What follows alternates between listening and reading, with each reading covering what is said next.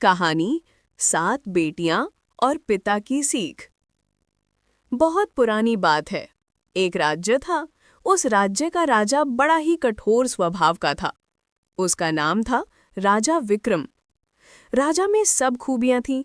वीर था, शूरवीर था, न्यायप्रिय भी कहलाता था।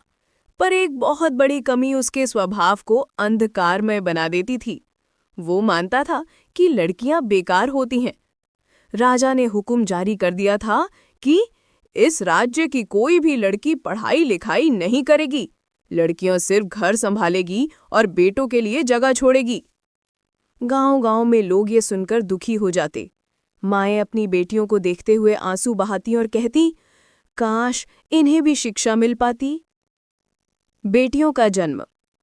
समय बीता। राजा की पहली रानी के गर्भ से एक बेटी हुई।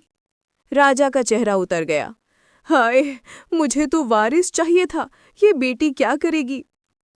दूसरी बार भी बेटी हुई, तीसरी बार भी, चौथी, यहाँ तक कि राजा की 7 रानियों से 7 बेटियां हुईं।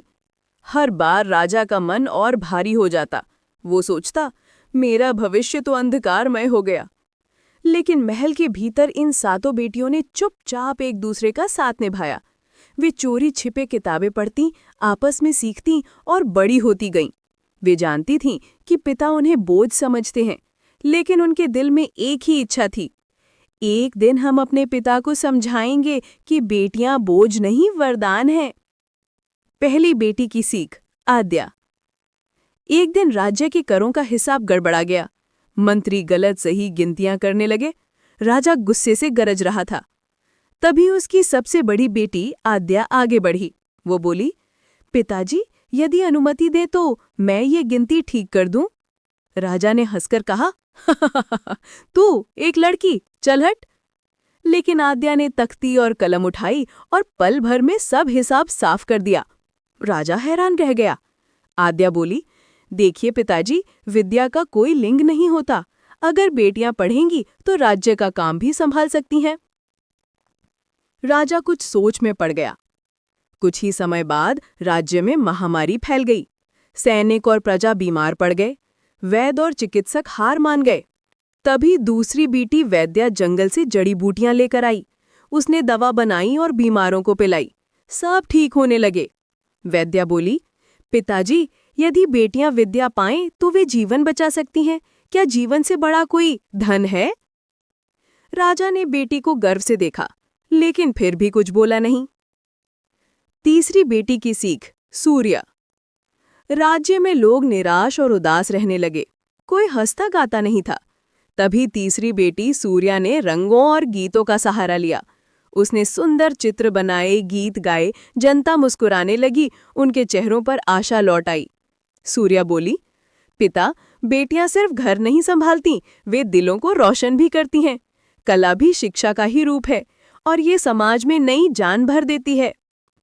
राजा चुप रहा, पर उसके चेहरे पर हल्की नरमी झलकने लगी। चौथी बेटी की सीख। कीर्ति। एक दिन एक व्यापारी और किसान के बीच बड़ा विवाद हुआ। राजा खुद उलझ गया कि किसे सही ठहराए। तभी चौथी बेटी कीर्ति आगे बढ़ी। उसने गवाहियां देखीं, सबूतों की जांच की और निष्पक्ष निर्णय दिया। दोनों पक्ष संतुष्ट होकर लौटे। कीर्ति बोली, पिता, न्याय ही राज्य की नींव है और न्याय के लिए बुद्धि चाहिए, जो शिक्षा से ही आती है। राजा का सिर झुक गया।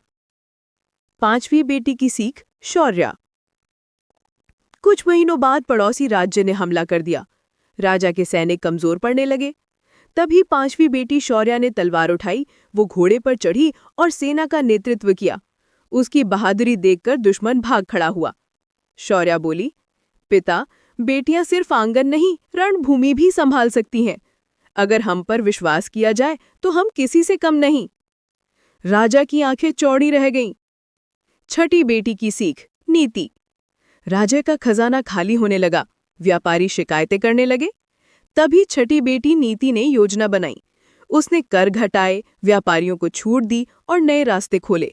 जल्द ही राज्य धन धान्य से भर गया। नीति बोली, पिता, बुद्धि और नीति से ही राज्य चलता है और ये बुद्धि बेटियों में भी उतनी ही होती है जितनी बेटों में। राजा की आंखों में गर्व झलकने लगा। सातवीं बेटी की सीख, करुणा। सबसे छोटी बेटी करुणा थी। वो रोज गरीब बच्चों को पढ़ाती और उनके आंसू पोंछती। एक दिन राजा ने उसे देखा। वो बोली, पिताजी, बेटी घर की ही नहीं, समाज की माँ भी होती है। अगर हम शिक्षा पाएंगे तो पूरे समाज को ऊंचा उठा देंगे। राजा की आंखों से आंसू बहने लगे। राजा का परिवर्तन। सातों बेटियों की सीख ने राजा का कठोर हृदय बदल दिया। उसने दरबार में घोषणा की, आज से इस राज्य में हर बेटी को शिक्षा मिलेगी। लड़का और लड़की में कोई भेदभाव नहीं रहेगा, क्योंकि बेटी है तो भविष्य है। जनता तालियां बजाकर झूम उठी। राजा ने अपनी सातों बेटियों का हाथ थामा और कहा, तुम ही मेरी सबसे बड़ी शक्ति हो। और इस तरह सात बेटियों ने अपने पिता को ही नहीं, पूरे राज्य को ये शिक्षा दी कि बेटियां वरदान हैं, बोझ नहीं।